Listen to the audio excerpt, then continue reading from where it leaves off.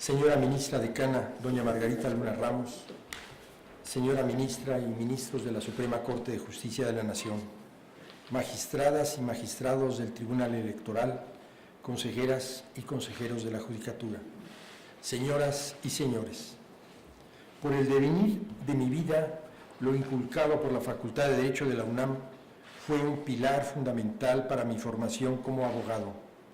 Muchos maestros entrañables, vivos y ausentes, son los responsables de mi arquitectura personal y de estar aquí.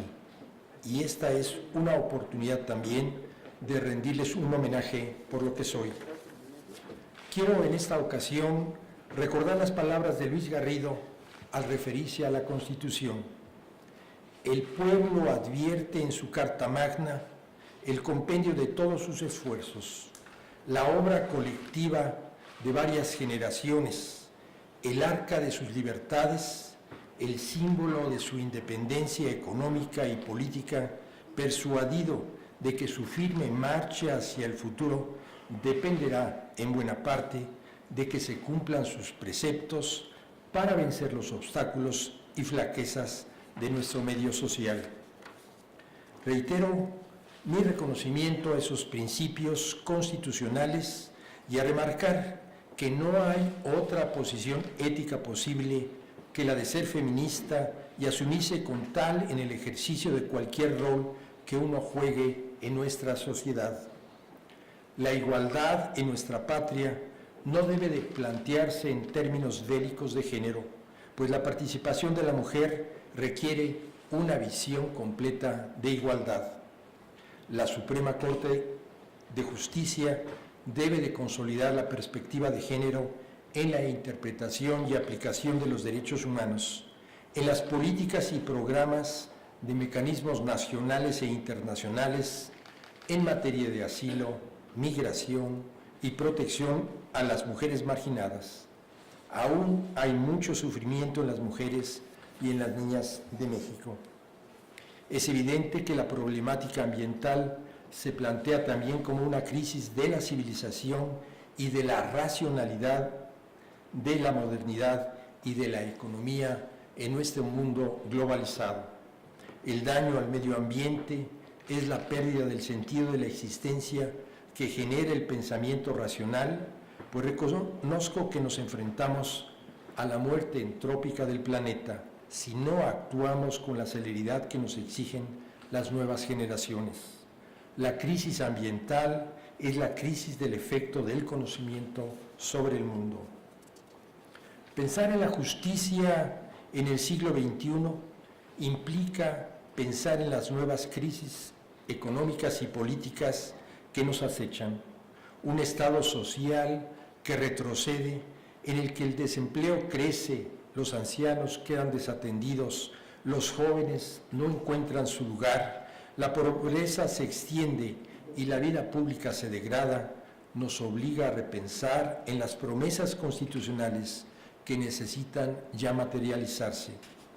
Lo que la justicia le exige a la Suprema Corte es entender que están en juego cuestiones estructurales que alcanzan las reglas de las instituciones dominantes de los principios que las organizan. Comparto la preocupación por los alarmantes niveles de pobreza de nuestra patria, por la brecha de la desigualdad. La Corte debe corregir los modos en que nos relacionamos unos con otros. Comparto también la profunda convicción de que México no debe de vivir como un estado de guerra. El derecho penal de nuestra patria se ha convertido en un derecho penal del enemigo. El Estado, nuestro Estado, ya no habla con sus ciudadanos, sino que amenaza a sus enemigos. Algo extraño está ocurriendo con el derecho penal y es función de la Corte corregirlo. Aquí también tenemos un sismógrafo como el de Jacobs, que ha identificado ciertos temblores previos en el ordenamiento penal mucho antes de que se produjera el quiebre de la falta del derecho que se materializa con nuevas guerras. No debemos de perder de vista en México, lo sabemos bien, que la libertad es el goce pacífico de la independencia. Cuando hablo de las libertades, Hablo de las libertades de todos y sobre todo, y por serlo, de las libertades también de las minorías. La Suprema Corte ha de defender la libertad de aquellos espíritus cautivos, de los espíritus con miedo a la verdad, con una capacidad crítica o disminuida o anulada, ni fundamentalismos, ni integrismos en la República Mexicana. La política de los derechos humanos solo puede ser fuente de energía radical para las luchas por la equidad, la igualdad y la justicia. Son momentos de que los jueces vivan una efervescencia creativa, una efervescencia intensa, una pasión de energía en pro del otro mundo que es posible buscar. Reconozco desde esta posición a un país de mexicanas y mexicanos de todas las geografías y condiciones que en este momento viven en carne propia el dolor por la violencia que se manifiesta de todas las formas habidas y por haber, en la pobreza, en el desplazamiento, en la exclusión, en la violencia de género, donde el feminicidio se normaliza día con día, en donde la desaparición y la criminalización, así como la explotación infantil, convierten a las víctimas en actores centrales, ocupando la exigencia en una constante búsqueda de justicia, misma que me convoca y misma que me compromete. Hay muchísimos referentes de justicia social y de grandes dignidades que también nos impulsan y contagian desde los movimientos sociales y desde la organización civil. La justicia es un ingrediente ineludible de la paz. La Suprema Corte, a través de sus resoluciones, debe de contribuir a afianzar la tranquilidad y la paz en la República. Hoy estamos los mexicanos viviendo una etapa de cambios importantes en nuestro país, cambios que obedecen a un mandato ciudadano que reclama, pero exige también una justicia cercana, una justicia integral, una justicia transparente en la que prevalezca el respeto irrestricto de los derechos humanos y de la dignidad de las personas.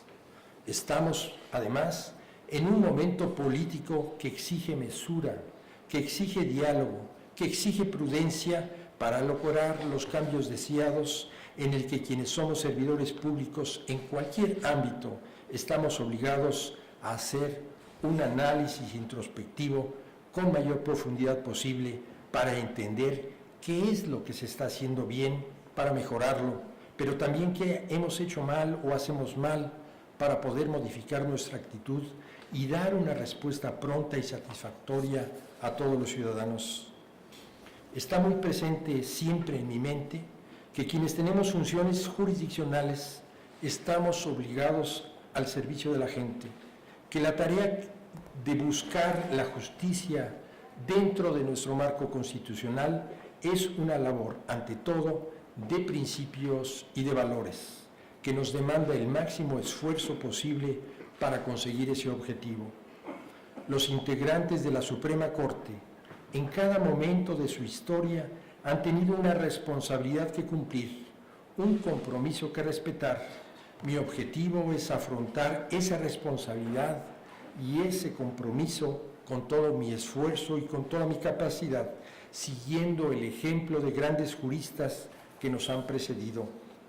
Creo firmemente en el equilibrio de poderes, creo en la autonomía de cada uno de los órganos del Poder Judicial, creo en la independencia de sus miembros, creo en el ejercicio de su compleja función, pero siempre dentro del marco de la Constitución y de los tratados internacionales, como un deber ético y social, como elemento fundamental de su actuar. No debemos olvidar que los retos que existen como nación son muy grandes. La responsabilidad del Poder Judicial dentro del equilibrio de poderes en el Estado mexicano es la de servir de contrapeso, sí, pero también tiene la obligación el Poder Judicial de servir como interlocutor de la sociedad con los demás poderes. Una sana relación entre los poderes de la Unión es lo que se requiere para garantizar la paz y la unidad social de la República. No podemos perder de vista que en los reclamos de justicia contenidos en cada procedimiento judicial existe la idea para los integrantes de la sociedad de que algo no funciona bien o algo no funciona bien ni en las instituciones ni en las leyes. Hay también un señalamiento social. De ahí podemos obtener la información también de lo que la sociedad está reclamándonos a nosotros y al Estado. Ser ministra o ministro es el más alto honor para cualquier abogado o abogada, pero aún más para quien ha llevado la toga de juzgador. Indudablemente lo es, pero sobre todo es una gran responsabilidad, es un compromiso permanente, es el cargo de mayor relevancia al que puede aspirar un jurista, no solamente por la investidura, sino por todo lo que lleva implícito para nuestro orden jurídico dicho honor. Una ministra o un ministro tienen sobre sí el encargo de la justicia, la obligación y el peso de responder al ideal de la justicia que la sociedad nos demanda. Su obligación no acepta errores ni acepta demoras. Las y los que ocupan un sitial en la Corte tienen y tendremos la obligación de reconocer que muchos ciudadanos desconfían del Poder Judicial. De ahí nuestra obligación de abrir su conciencia de modo que logremos cambiar esa perspectiva. La sociedad, nuestra sociedad, exige del Poder Judicial una permanente vigilancia para remediar los abusos del poder arbitrario y consolidar el poder de poderes. En efecto, es nuestra obligación velar por hacer cumplir la máxima, nada al margen de la ley y nada ni nadie por encima de nuestra Constitución.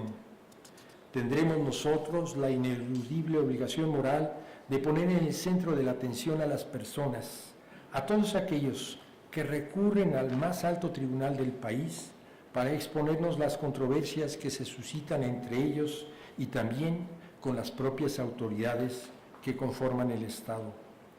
Estoy cierto de que ser integrante de la Corte generará la obligación de ser ejemplo para los juzgadores, pero también para la sociedad entera. También de que es una gran responsabilidad y de que hay que estar dispuestos permanentemente a entregar lo mejor de uno como persona, como jurista, pero sobre todo como mexicano.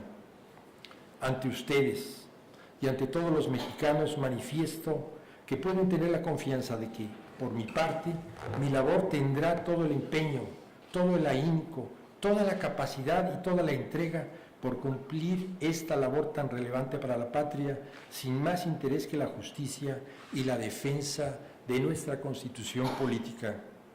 También agradezco a los integrantes del Pleno su amistad y confianza, así como al ministro José Ramón Cosío por haber compartido muchas horas de su tiempo y de sus inquietudes. No quiero terminar estas palabras que se me ha permitido pronunciar sin recordar a mis padres, Juan González Alpuche y Margarita Carrancato Masi, así como a la memoria de mis hermanos ausentes, pues sobreviven a las personas que integraron nuestro círculo afectivo, es en cierta forma un ir muriendo paulatinamente. También agradezco a mis hermanas